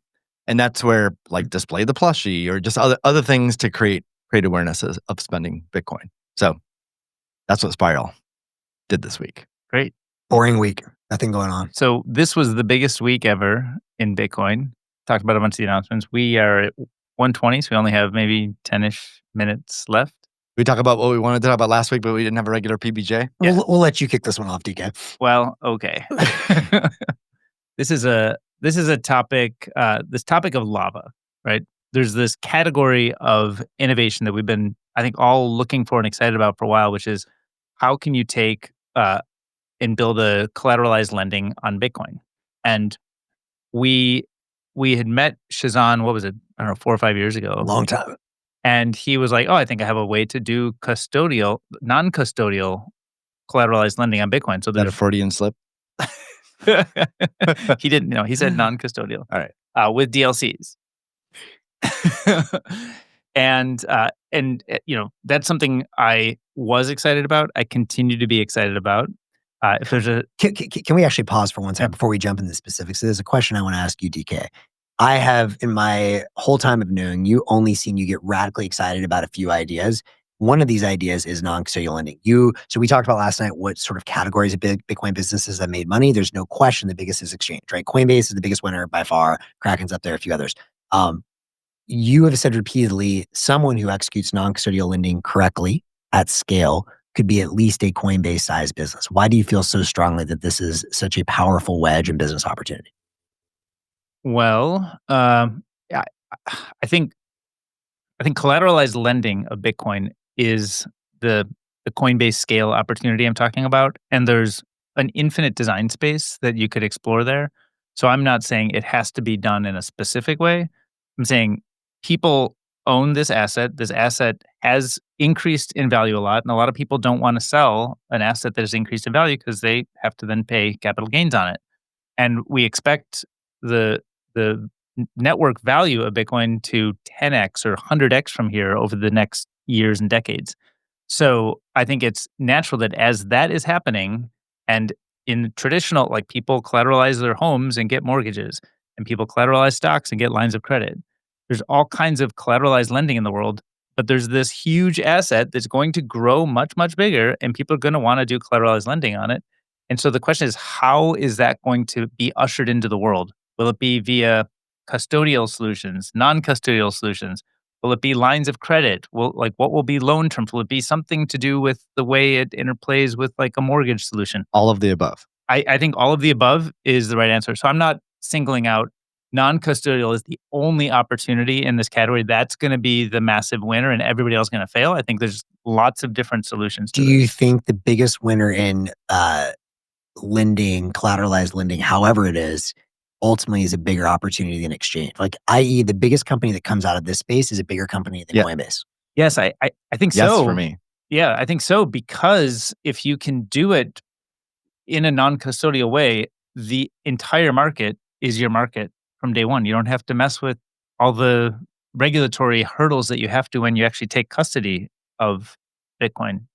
Also, I think if we fast forward 10, 20 years, whatever it is, I mean, quite a bit in the future, Bitcoin will just be ubiquitous. Yeah. And it'll be the ultimate collateral in the world, better than any other asset for collateral. And in terms of exchanges, like the exchanges, they're profitable because of the casino. And I'm not saying casinos are going away. River is profitable too, I believe. Well, yeah, but tiny compared to Coinbase, though, right? I mean, we love River. We're investors in River, and we love Alex, but like it's not a Coinbase size opportunity because they're not a casino. I think River has great long-term potential as well, but to date, the money's been in the casino. I'm not predicting casinos go away. In fact, casinos are going to exist in 20 years. Human nature. Casinos are human nature. They're going to keep existing, but the size of the opportunity, like the size of the casino in 20 years compared to the whole world adopting Bitcoin, the Bitcoin standard, Bitcoin's the ultimate collateral in the world, that market is going to grow orders of magnitude and I be agree. way bigger. And it's like Alex always says, you can either build JP Morgan or you could build Caesar's Palace. Coinbase built Caesar's Palace. He's trying to build JP Morgan. Yeah. One question on that, though, and I'm curious for both of you guys. Do you think, though, if we really get to the Bitcoin standard world, so in a world where there's this intermediate step where the state still exists and all these other reasons for collateralized lending, I agree with you. And maybe that's the case for the next 10, 20 years. As you really zoom out, and I don't even know, it's a challenge to get timelines here, but like, does that opportunity still exist in the far future, or are we just one day it's like, nah, like everything's Bitcoin, there's only Bitcoin, there's no like You're saying, does the lending opportunity still exist? yeah, like imagine where like that opportunity exists because of regulatory arbitrage. I'm saying if we get to a world that's a lot more sovereign individual and like everyone's just Bitcoin for everything, like But Sorry, people you have still a may, hyper Bitcoinization. Bitcoinization, Like yeah. there is no more fiat. yeah, we're Well, fiat. then obviously there's no more market to like get a dollar loan for Bitcoin. So Exactly. obviously that but goes everything away. else changes too. Like, what does this? What does the state look like? How does taxation work? How do other assets work? That's Like, what I'm saying. Like, I mean, that's- yeah. we've It's talked a gonna go little in bit about stages, but that. it's kind I of think it's an wild. interesting Yeah. conversation, but that's long term. Yeah. And like for the next 20 years, there's Yeah. this enormous business opportunity, which I Yeah. think this high probability, in my opinion, very high probability this plays out. Yeah. The whole hyper Bitcoinization, I would assign a much lower probability. At least, I mean, depends on your timeline. it depends on your timeline. Yeah. Yeah. And it could So- be that there's a new type of credit. I mean, kind of like what MicroStrategy is doing with digital credit. There could be Yeah. a new type of digital credit that emerges. It's sort of like Insurance auxiliary to the hyper Bitcoinization Bitcoin asset that everybody holds. And like, I think it's hard to predict exactly how that's going to play out. So it's kind of fascinating to explore, but that's in a sense like And I'll just add there, I think for people that are thinking about startup opportunities, this is a really good direct sort of wedge to get in. But I'm also very interested in hearing about what does credit, when we talked a little bit about this, but look like in the Bitcoin standard. I know Tour de Meester and some other people have been thinking a lot about what Bitcoin and insurance, how those markets are going to fuse in the future. I think there's probably a lot of opportunity to be thinking. If you believe in hyper Bitcoinization future, then you also probably believe that holding that asset should increase as the percent of GDP. It is growth, right? For sure. So if you know that it's going to grow and everybody else knows it's going to grow, maybe there's a new type of synthetic thing where you're like, I'm not selling it, but Totally. I'm going to capture the gains and you're going to let me spend. Well, I think it also liquidity changes right human now, nature right? because like people are always like, oh, a deflationary economy will never work. It's like, well, you bought a phone. You know, the phone's gonna be Let better me and cheaper bring this next year. back in though, Yeah, right. because So- the news of the past week and a half Yeah. has been lava. Yes. A major crisis, and we're not talking about lava anymore. We didn't talk about the market, Yep. but the We need TLDR to is address it. 4 years ago. We all thought this is a big market, like convicted on what we just said. Yep. I think we still feel this way. There'll be many different solutions. We all agree on that. I actually we all met Shazan, I think independently, or I forget who, Around the like how same we got time. connected, but at the same Yeah. time, we all invested in lava. And it felt like a great investment because like we big opportunity. And this is also right around the time like when BlockFi was blowing up and all these custodial services. Yep. So like this self-custody approach was novel and compelling. Using DLC or discrete log contract technology was quite like interesting and compelling. Definitely. It had only been partially proven out, like Atomic Finance and a few startups had used it with mild usage, I believe. So proved it out to a certain extent, but no one had and still has proven out DLC technology, which for those not familiar with it, just think of it as like advanced smart contracts for Bitcoin. Where you can in basically which you can use do a it. loan. Yeah. You can do loans with DLC. So And the TLDR, without getting too into the weeds, is just imagine you like take a bet or like whatever, have some position, and you say there's an oracle that's going to come, and like the only way that this contract gets settled or liquidated is if some condition is met by the external oracle. There's always been, to be clear, the issue of like, well, who controls the oracle? That's a point of attack. But yes. in this case, in a typical case, the oracle is saying what is the price of Bitcoin in dollars or Yeah. something like that, and or that, who won the sports match or whatever. And Lava did some innovation around how to do blind oracles. The oracle that's reporting doesn't know which contracts it's resolving. I'm not aware of that, but Okay. No, that's just how DLCs work. Okay. Tal Trija invented DLCs, and that's an inherent property in how DLCs work. Okay. Yeah. And so they got that benefit, but anyone using DLCs gets that benefit. So, like, I have been excited about Lava because the huge market opportunity, the use of DLC, so the tech nerd in me, and wanting to show or see how more advanced smart contracts could play out in Bitcoin Yeah. and actually create products that work, scale, are secure. Yeah. Because until someone actually does it, you can like academically understand it, but like let's see it for real. So I was excited to see that play out. I was also excited as an investor. I mean, Shazan, who we met, like obviously has been very successful in selling the vision, has been very successful at fundraising. Very few companies in the Bitcoin ecosystem have been able to break out traditional venture capital. He raised his Series A from Founders Fund and Khosla. That was extremely exciting for me to see. Hey, traditional Silicon Valley sees the opportunity in him. They see the opportunity in collateralized lending. Looks like we're finally bridging that gap. So that was the reason I was excited. Yep. Yeah. And like we've talked about Lava before, we talked about other solutions. We have been Lava supporters and excited for Lava. Now, I've like a year or so ago, I took out some Lava just as an experiment, took out some Lava loans, toy money, nothing real, just to see how it works. Gave Shazan some UX feedback, product feedback, but I could see how it was very compelling. Like I didn't have to KYC. I was able to get a loan instantly, and then and keep self custody of my Bitcoin. And then I had dollars, and I could literally deposit them in Wells Fargo Bank. I could. You have to KYC to do that, though, right? I had to KYC to do that. I also transferred to you could just take. I transferred to Phantom. Yep. And didn't have to KYC. Right. So if you want to be KYC free, you can. You take out the loan, instant loan. I mean, you deposit your Bitcoin in Lava. You get this instant loan. You then transfer the dollars to Phantom, and then do whatever you want with stablecoins. Critically, so to be clear, you have the option of no KYC, you get stablecoins, or KYC, you can either get stablecoins. You get stablecoins, and then you can choose to off ramp it to bank dollars, but that requires KYC, or you can choose to off ramp it. And I should know, I also did one of these loans. Not exactly trivial. I really wanted to like put my money where my mouth is and see if it worked. It worked. To be clear, there were some issues with the app not sending me notifications, not an issue with the core product. I've been working through the team with them on that. But I never saw the Lambo. Yeah, not that big of a loan ticket. Remember, not all of us are finding the 10 million Bitcoin in our couch. So I found I had my UX nits, but the core product I found quite compelling a year ago. Same. Yeah. Now there are still reasons then that I wouldn't use it for real. One is that the Oracle, it was designed to have multiple oracles. But it was only using just Lava as the oracle. Right. So that really made it trusted. You're completely trusting Lava then.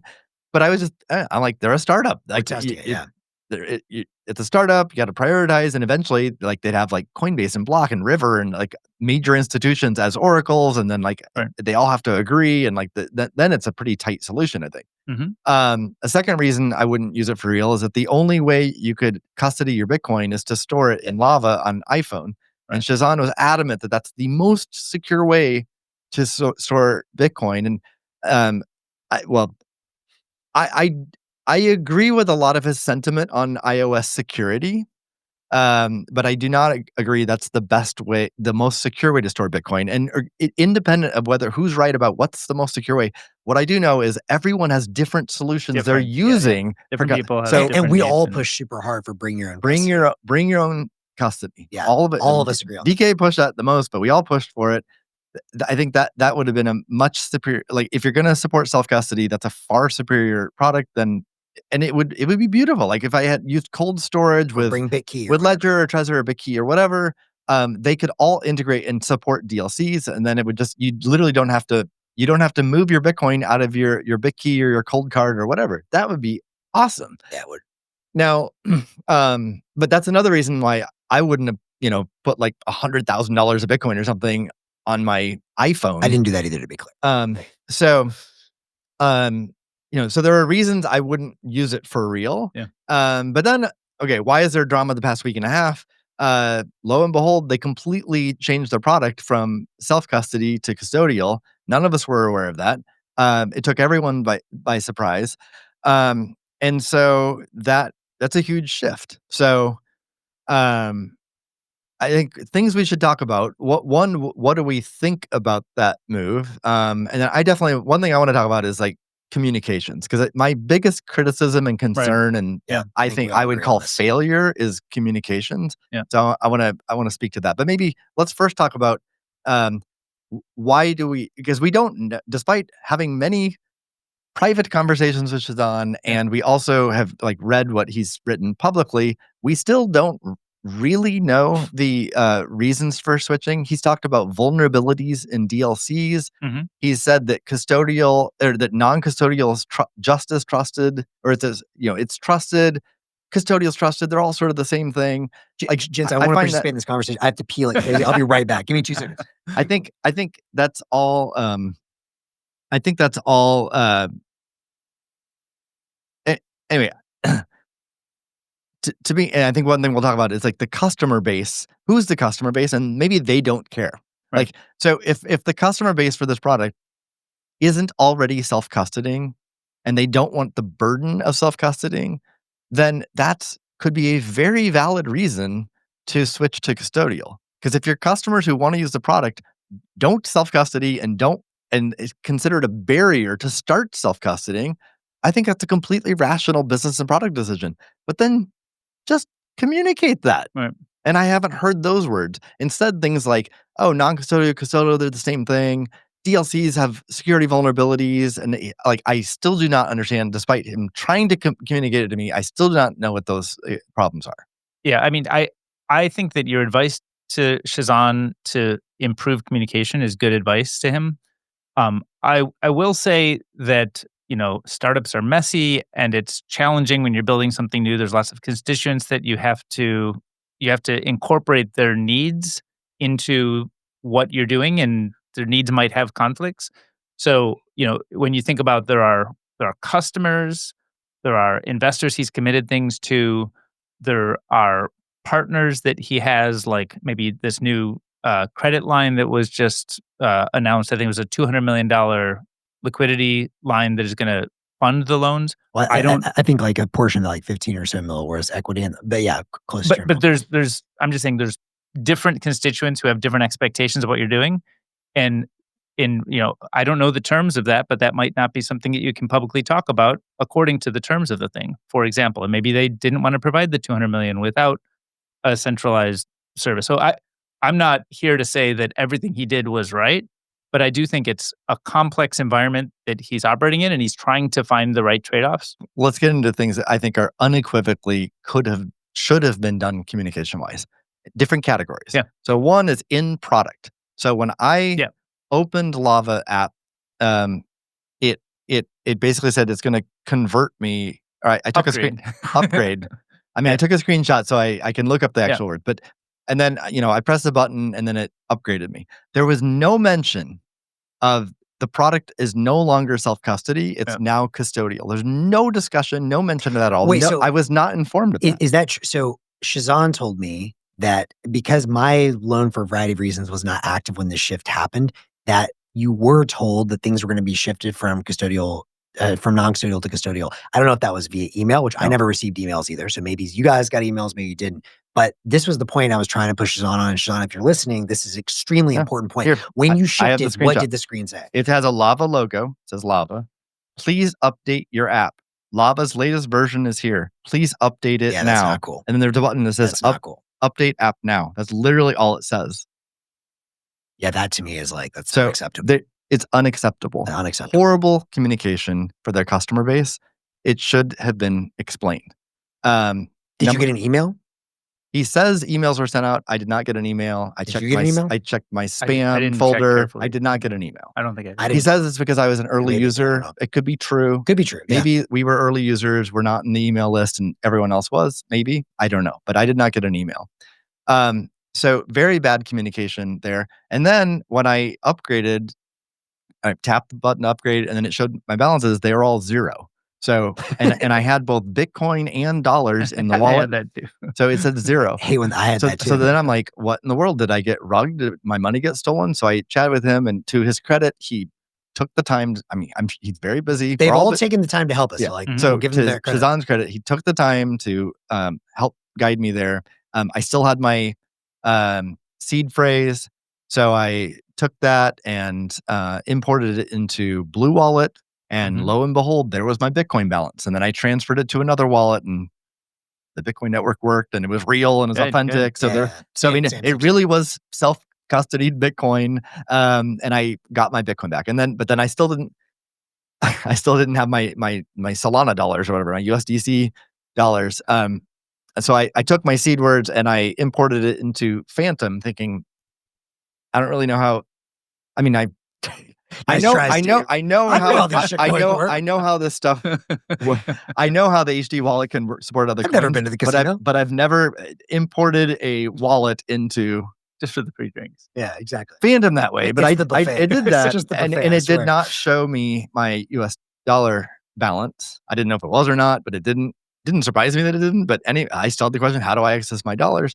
And then Shazan pointed me to a test flight with the old version or another version of Lava. I installed that, and then it still showed 0. But then it eventually showed my dollar balance, and I have my dollars back. So the TLDR is none of my money was taken or stolen. I had all my money, but it was not a pleasant experience. It wasn't a good upgrade experience. But actually, my biggest criticism of the product UI itself is that it did not explain the self-custody to custodial shift. Yep. And that's not just some like detail. It's not like, maybe some customers don't care about that, but there are definitely customers who the whole reason they started using Lava was the narrative, including all of Shazan, including us as investors and users. But like to go back and look at all of Lava's communications and Shazan's communications for years, it's been all about self-custody. Don't trust BlockFi and all these custodians. Self-custody. So that's the narrative. It's a super important one. It's totally fine if a business decides to shift. You gotta communicate it. So the in-product communication, horrible, should have been done better. Should be a lesson learned.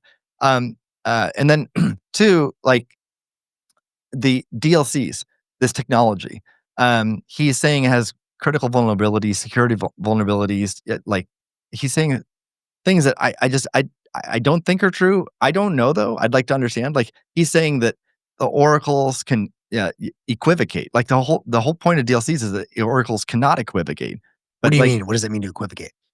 So with the hallmark of DLCs, one is that their privacy is preserved, and 2, they can't equivocate. So if you're the oracle and you're saying the price of Bitcoin is $95,000 or whatever, you publish that as like a signature for the world, and every smart contract that happens to be using you as the oracle then uses that, but you don't know which smart contracts are using it. Got it. So you can't like tell mine that it's 95,000 and his contract that it's 100,000. You can't equivocate. So you can be wrong or lie, but it applies to everyone. Interesting. Right? Okay. But I don't know.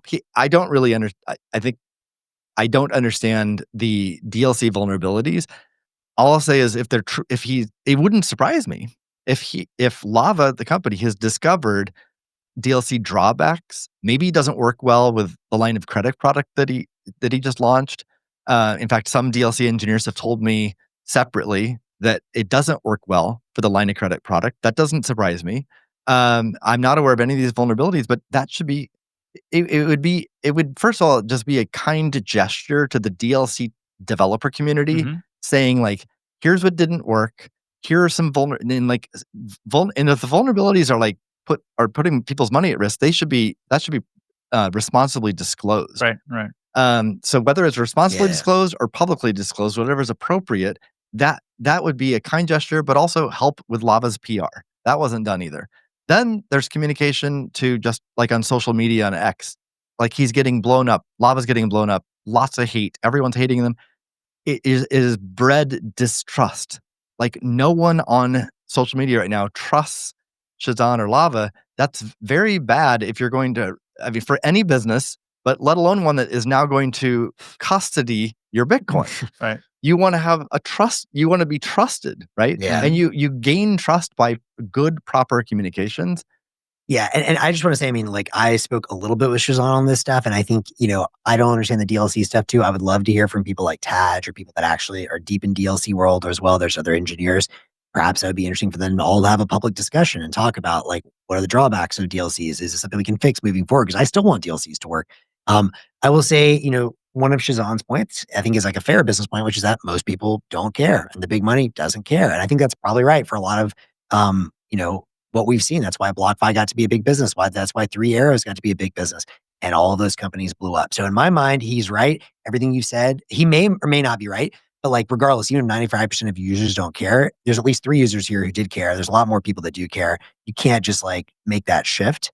Yeah. One of the comments here, which is a good one, is like probably, what should have happened or made a better decision is like this just winding down the Lava, like creating a new brand. I mean, it could be the same company, but create a new brand, a new product, introduce that, and then just sunset Lava.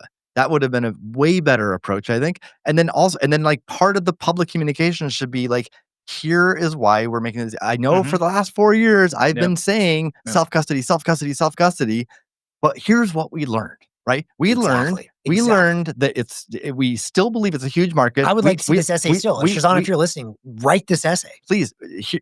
We still believe it's a huge market. Yeah. That's why we raised a lot of money sort of demonstrating that others believe it's a huge market.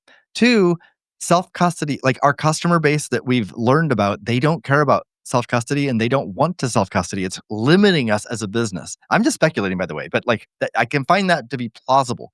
And then 3, also DLC technology, it didn't work out for these reasons, line of credit or whatever. Just explain that. So we're shifting to custodial because that's where we think the product market fit's going to be. And then at least it's a plausible, reasonable business and product story. And there's still going to be some Bitcoiners who hate on it because it's self-custody or the highway. But at least for everyone else who's a little more pragmatic, understands what this is, as opposed to when you don't communicate, all that happens is speculation. And a lot of the speculation is like, I mean, people are like showing pictures of Sam Bankman-Fried and Shazan in a tweet. That's horrible. Right. That's horrible PR. And like, that it's horrible for Shazan. Like, so I think the communication should be much, much better. But maybe, I mean, we're way over, but maybe we should try to do our best to speculate why did this shift occur? Why is it still going to be a successful business? I guess one could be that the around the custody, like the customers simply don't want to do it, right? Okay, I find that could be plausible. And then 2, maybe around raising all this money, maybe they required that it be like the Bitcoins held with qualified custodians versus self-custody where it's like less tested. It's people could lose their Bitcoin because they don't practice good, have good practices. Yeah. DLC's unproven technology. Maybe there's reasons why the lenders didn't want to lend $200 million. Yeah. I think these are all fair speculation. I don't really think it's our place to speculate. I think, Shazan, if you're listening, you should like explain all this in an essay or a video. We'd like to read the essay, watch the video. We'd obviously be happy to. I mean, I think the reality of the situation, one thing that we do know is that for better or for worse, I think this is true from what I've seen with, certain like multi-sig, companies like, Unchained, a very principled company. But the reality is, as far as I know, maybe things are changing behind. I mean, they're building a good business for sure. But like, there's a reason that like people would rather just go with BlackRock and like whatever, have whoever's custodying for them. And that's just because that's what people are used to. Maybe that changes one day. There's certainly a segment of people in the world that want self-custody or multi-sig. That segment also probably does have more sort of disproportionate amounts of wealth. They got into Bitcoin early, so it's not like it's not a nothing burger. But like, sadly, the reason Coinbase is successful as a casino, the reason Three Arrows and BlockFi blew up, and also just gotta say, it was not a helpful thing as part of your launch to be like, we brought on world-class investor Anthony Pompliano. Like, bro, like you can't be tone deaf. Like, this is the famous to the moon. Like, I don't know. I hope for the best. Shazan has a lot. BlockFi champion. Yeah, bro. Like, what the fuck? Like, literally, this man was sitting there going and almost whacks his wife in the head as he's like sitting there talking about BlockFi the moon. So I would just say it's tone deaf at best. And, it's on you to come out there and right the wrongs and like explain this to people. Maybe you will, maybe you won't. I will personally say I still think there's opportunity for the business. Clearly, he's shown he's a very savvy fundraiser. Clearly, they have a good team, and I appreciate their team has helped me a lot with some of my issues, hand-holding. I got nothing but great service there, so I can't say anything on that. I'll also tell you, I mean, and you probably know this, but from having spent a lot of time with him over the last, whatever, it's 4 or 5 years, it is, I do believe he is a principal Bitcoiner who cares about self-custody. I don't think he's just talking a talk. Like, I think he started to achieve that. And I think there's something along the way that caused him to change his mind about maybe it's the marketability or the viability of doing that as initially planned today. But I mean, folks can don't- speculate on that as they will. I'm Yeah. not going to take a stance on that. I don't know. What I will say is the way I look at it now is like, and Shazan has also said he wants to do things like I asked about proof of reserves. He doesn't believe in proof of reserves. Fine. Although I still think proof of reserves would be better. He says he wants to get audits. Great. Let's see the audits. I would just say, my position is it's still a good business opportunity. We all invested. I invested with DLCs in mind. I want someone to do something like DLCs. If you're still thinking about the non-custodial, that's what I personally want. And I would say, look at it as of right now. It's a business with a lot of money and a smart team, but it's like BlockFi. And, you can do with that what you will. And most people don't care. I think that's a good way to wrap it up. All right. I think that's fair. I have nothing to add. Yeah. Sounds good. All right. Till next week. Okay. Okay. See you guys.